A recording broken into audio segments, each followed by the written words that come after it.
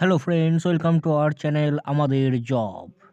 Friends, আজ হয়ে গেল কেপি কনস্টেবল 2025 কনস্টেবল এক্সাম। আজ ছিল 21 ডিসেম্বর এবং কেপি কনস্টেবলের যে কোশ্চেন, সেই কোশ্চেনটা কেমন হয়েছে তাই নিয়ে দুটো কথা বলতে চাই। দেখো, কোশ্চেন আমি যা দেখলাম, কোশ্চেন কিন্তু মোটামুটি ভালো কোশ্চেনই হয়েছে। কোশ্চেন মোটামুটি যদি অঙ্ক জিআই করা হয়, মোটামুটি ভালো আছে, মানে পারার মতো আছে।